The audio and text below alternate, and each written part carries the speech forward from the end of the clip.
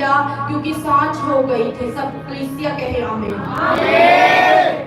Bible में लिखा है कि लोगों ने खेतों में से जाकर डालियां, आप जो डाली देख रहे हैं, ये शांति का प्रतीक है, ये हरियाली का प्रतीक है। इस डाली में परमेश्वर ने कहा यूहन्ना 15 में कि जो डाली मुझ में लगी रहती है वो हमेशा फलती है, वो फल लेकर आती है, वो मल्टीप्लाई होती है, यानी कि वो कभी नहीं सूखती। और जो डाली मुझ में नहीं है वो सूख जाती है।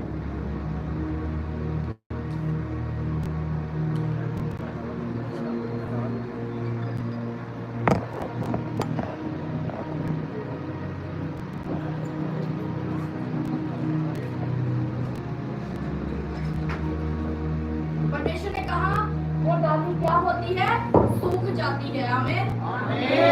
तो जो डाली परमेश्वर में लगी है वो फ्रूटफुल होती है, वो मल्टीप्लाई होती है।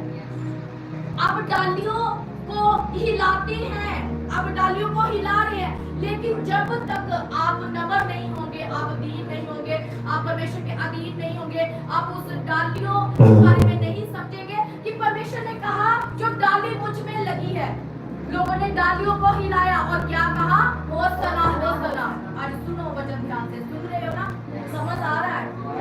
क्योंकि अच्छी तरह मैं एक्सप्लेन कर रही हूँ। तो ये वो डालियां थी जो लोगों ने हिलाई, तो इसी डाली को परमेश्वर ने कहा ये डालियां आप हो, आप परमेश्वर की डालियां हैं। और जो डाली खुदावंद में लगी है, यानी कि आप प्रभु यीशु मसीह में लगे हैं, तो आप फल लेकर आएंगे। फलदार होंगे प्रभु यीशु मसीह के नाम में। मैं प्रार्थना करती हूँ आपके परिवार फल लेकर आए प्रभु यीशु मसीह के नाम में। आप फलेंगे, आप मल्टीप्लाई होंगे प्रभु यीशु मसीह के नाम में। परमेश्वर में लगे होंगे इस डाली की तरह। डालियों को हिलाया और कहा होसना, धन्य है मैं जो प्रभु के नाम से आता। यानी कि उन्होंने डालियों को लेकर अपने कपड़ों को बिछा दिया कि प्रभु यीशु मसीह आ रहे हैं। आज हम देखो ध्यान से, नदी का बच्चा जो आया था वो अन्य टच था, किसी ने उसे टच नहीं किया था, वो फ्रेश था। प्रभु यीशु मसीह ने कहा उसको मेरे पास लेकर आओ, मुझे उसका प्रयोजन है। तो लोगों ने खेतों में जाकर डालियां ली और नारे लगाने शुरू कर दिए, होसना होसना। यानी कि आपके छुटकारे का दिन है, होसना आपके छुटकारे का दिन है, आपके लिए शांति का प्रतीक है, आपके लिए चंगाई का प्रतीक है, आपके लिए ब्लेसिंग्स का प्रतीक है।